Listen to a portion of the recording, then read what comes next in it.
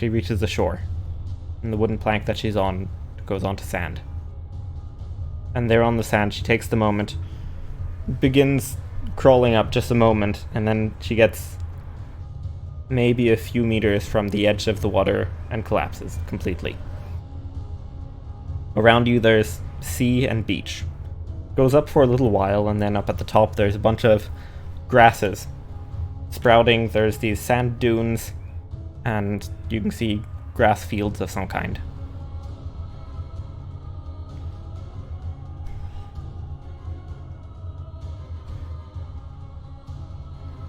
And then in the distance you hear a sound. It's like this chiming sound of 3 different bells. Kind of just every now and then these 3 kind of higher bells. They're like small bells, little tingling sounds. And ding ding ding ding ding ding ding ding ding ding ding ding. Just in a rhythm you don't really catch on to too well. You can tell that each of the individual ones are going at a very steady rhythm. But it's a strange one. With all 3 of them together not really making a rhythm that you can tell too well. It repeats every now and then. Hard to say exactly when. It's like one of those strange music rhythms of 17/24ths or something.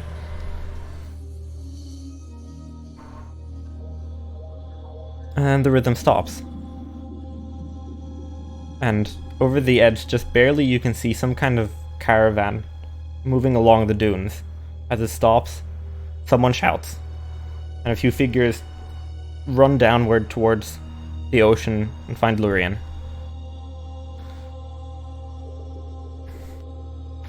One of them is this tall elven man, extremely tall, like 2.60 meters. Pretty thin, very elegantly clothed, although the elegance, as you look at it, it is one both very fine and has a lot of filigree, but at the same time it's also it's very colorful. He runs up, this blonde hair going down past his back and down almost to his upper legs. Pointed ears. This soft face. Kind one, very pointed, but soft. The other 2 figures that run up seem to be twins. They look very, very similar. Their facial structures and looks are very similar, although looking at them they have a bit of a lizard-esque, although broader facial structure. Semblances of scales. One of them is blue and one is red. But looking at them, they have very similar structures, and both of them have tails. These lizard or scaled dragon tails. Oh dear, oh dear, oh dear. Mila, can we save them? Can we save her? Mila, the red one, turns over. I think so. He looks awfully dehydrated. Maybe we can do something. Come on, Fiora, help me. And then the 2 twins seem to lift her, and the elf kind of helps, pulls a few of the just whatever's lying around her with her, and just kind of helps lift her a little bit and get her back up to the caravan. She's passed out for all of this. And takes her a while to awaken. Mila and Fiora seem to take turns to give her some water, just slowly drip it. Make sure that her skin's hydrated again. Slowly give her water, very slowly, make sure that she doesn't take too much of it. And they begin to travel. The first few days are just kind of blurry, Lurien. Eventually she learns to recognize Mila and Fiora and isn't shocked anymore by them as they enter this back portion that she's in. She's looking around, and what it looks like is It's a bit of a strange thing. It's like a wagon with like a canvas roof over it. But the canvas roof is this light red, and inside this inner wagon area, there's not the belongings that she expected, cooking supplies and such like that. There's a lot of chests. And most of the chests have either a lot of clothes or maybe even costumes of some kind, and a lot of weird doohickeys and doodads. Just things that have absolutely no meaning to her. She's never seen them before. They don't look like usable things in any way. There are no pans, there's no pots, there's no supplies, there's just things. It's like a wandering box of curiosities. Eventually she learns, she meets the other members of this caravan. It's the first one, the tall elf. Eventually after as he checks in most days, but one day when she's actually reasonably there. Ah, wonderful, wonderful. You've made it. My name is Ambience. I am the leader of this troop. We are the Carnival of Conflux, we call ourselves. We're a bit of a circus, a wandering troupe. You've met Mila and Fiora, they're our dragon twins. We have Illigret, the Fleeting, as beside him this tiny little fairy creature just kind of fleets around Lyrian's head, kind of looks at her a bit, moving in these zaggy hummingbird motions, and then flits out of the way again. No words spoken or anything. Illigret's a bit shy. Don't worry about it. We have Asban. He's our... Well, he tells us where we need to go. He's also the one who found you. He's our diviner. He uses magic to see things. And outside it's a cloak that looks like it's made... So it's this human man with dark hair, kind of a darker brown, that goes just a little bit past his shoulders, completely straight. Notably about him, he's very clean shaven, and he has a tattoo of an eye on his forehead and 2 on each of his cheeks. So he's got one, then there's 2 normal eyes, and then another 2 on each cheek. And he's wearing this cloak that looks like it's made of weathered, bleached parchment paper.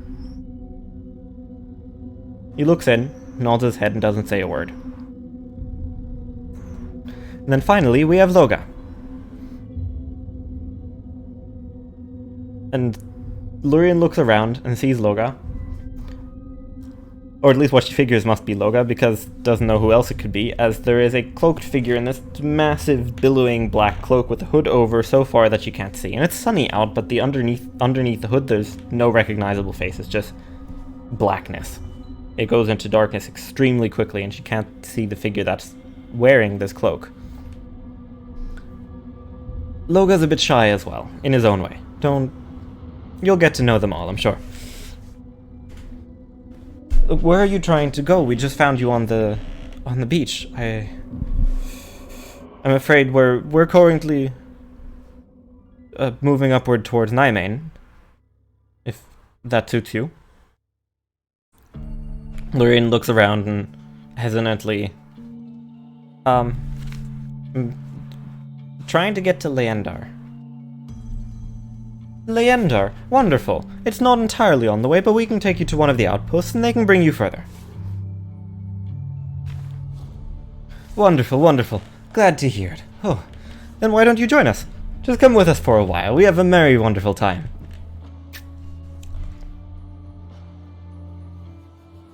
Lurian kind of thinks about it for a moment. She's kind of skeptical at first, and then her usual demeanor kind of pops in. As with her usual demeanor, she's like, you know what? Yeah, these seem like fun people. Let's go. And as she does that, like, okay, sure. We're where to next? The troop leader looks at her. Well, as said, we're going to Nijmegen, which is further up the coast. We'll drop you off at Leander on the way. We have to get past the fallow leaf forest. We're just leading past the coast, and there's a bunch of fishing villages, and we go there, and what we do is we perform. We perform small magical hickeys and bits and pieces. It's wonderful. You should see it. These people here on the coast, they love their magical things.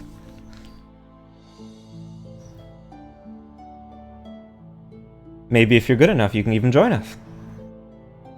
At this point, Lurian kind of looks up at him. We'll see about that. I have plans. We'll see. And so he spends time with them. It's a while. A little while. The days pass, and weeks, as they travel slowly, and they stop in each village, and they stay there for a few days, and they perform, and they do these wonderful magical performing things, which each of the different characters in the caravan having their own unique acts, as they use magic in these various different ways to make the illusion of the entire tent being underwater, and they, interestingly for Lurian, have some of these dancing choreographies. The Dragon Twins, Mila and Fiora, have this beautiful dance where they move together, and as they do that, they conjure lightning and fire and ice between them and around them, in these crystalline, amazing structures. And there's enchantments, and there's illusions, and there's divinations, and it's a wonderful thing to watch. And she learns many things about the magics around this area. Learns a few things. Mostly she doesn't learn how the magic works. She has no idea how any of this works. But as she does this, she kind of does some of the hand motions, and no magic comes out of it. She just tries doing them. But it's astounding to her as her curiosity builds and builds and builds as she learns how many different facets of magic there are past what she knew. And then after a while, they curve past the edge of the fallow leaf forest. And there in front of her, she can tell what it is. It can only be one thing, as there's a lake. Massive. Larger than anything she'd seen. Normally she can see past onto the other shore of the Death Moon Pass, but this lake is even larger than that. It's huge. And within the center of it, there's this area where a vortex of waterfalls just pulls the water downward into depths where she can't see anymore. And hovering in the center of it is a metropolis. Beautiful city, massive city made of towers in all coordinations everywhere around each other, floating at different heights with bridges spanning across and everywhere. And she looks out and past the wonder of just seeing an entire city floating. She looks and she's like, how do I get there? Do I have to swim for it? How did they get there? The troop leader kind of laughs and says, No. I don't think you could get there by swimming. I'm pretty sure that's not how that works. No, if we look further down that way, down the shores a bit, and she looks down, there's a little house. And there just very barely, there's this little stone structure. Small stone tower with small parapet at the top. And if we go in there, they have the ways to get into Leander. We'll drop you off there. They'll let you in. Don't worry. It'll be okay. And then we'll continue on our merry way. We're very glad to have you. We're very curious. Perhaps someday in the future, come find us. We're normally traveling around this area. Once we've managed to make our way up to Nijmegen, we'll probably go further north, and then we'll probably make a stop past Leander on the way back. It'll take a while. We do long trips. Come find us. With that, they bring her to this little house, this little turret. and they continue on their way, waving, laughing, cheering, and generally shouting back at her while they begin to make progress.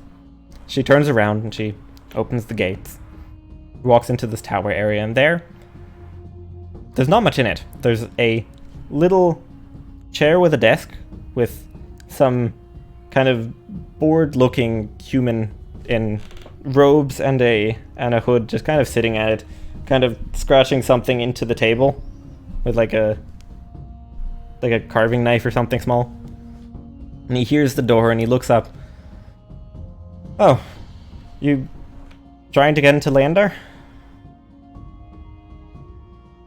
I mean, okay, well, come in here. And as she walks in closer, she can see on the ground, the brickwork is laid in a very intricate fashion that between the cracks of the bricks, there's actually this gold lining that creates this circle, and within it, these intricate lines and geometric forms. Alright, we'll go stand in the center of it. Like, you want to get there, or do you want to look at everything first? She hesitates for a moment. I'd like to look at everything first. The person behind the desk just kind of sighs and he says, "You know what? That wasn't a serious question. It was a rhetorical one. Please stand in the center of the thing." Alright, well, have fun. Snaps. And as he snaps, there's some kind of glove on. And there's some brass thing on the one finger and silver on the other, and as he snaps, he hits like this little button on the glove. And this electric charge goes down his arm, then into the cloak, and she sees some symbol glow up on the side of his shoulder. And as that glows, she looks down and she sees the sigil on the ground glow. "Have safe travels," he says, and the travel just kind of drifts off as she feels the strangest sensation of being both in a wind tunnel with this wind coming towards her and at the same time being pulled through like a plastic pipe or something far smaller than she has to be, as she's like... And it's only for an instant. It's for the briefest moment, and she's standing. It's like... Whoa. Looking around, it's a very similar room, although this time now she's not standing facing the wall. In front of her there's now a door.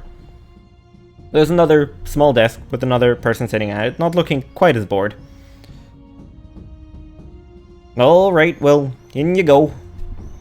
Points a finger, and she goes over and she opens the door, and ahead of her, she's now within the center of these spires as they reach up everywhere. And it just pulls her breath away. She made it to Leander. Oh my gosh. Wow. Leander. And she sighs. She looks out. Around her there's clusters of towers. There's this giant central spire that reaches out hundreds of meters into the sky in front of her. Further away, there's several structures that seem to float on their own at different heights. And all around her is just this beauty.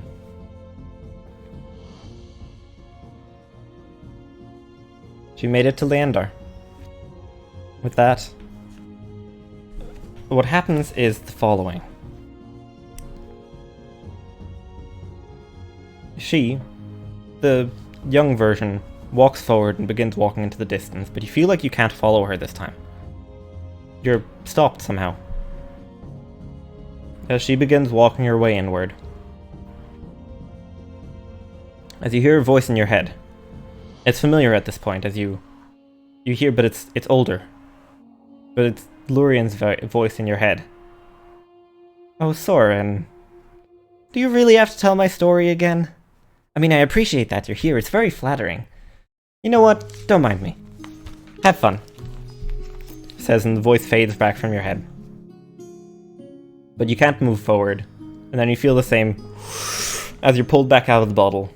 And this time as you leave the cloud, and you feel yourself being pulled back out of the bottle, your vision darkens, and for the briefest moment you see, within the forest of bottles, within this void plane with all the bottles and the mirrored floor, as your vision is darkening, you see Soren Lesrad standing next to the bottle that you were holding, turned away from you a little bit, and a spectral form next to him.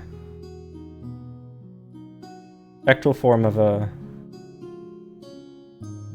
female elf, maybe in her 20s or 30s. Dark lilac skin, extremely dark, almost black hair. Beautiful flowing robes, kind of curled up to the arms. Smile on her face, kind of laughing a bit, looking a bit ethereal, almost a little bit as if you could see through her. All over her arms are these massive arrays of tattoos. And then your vision fades to black.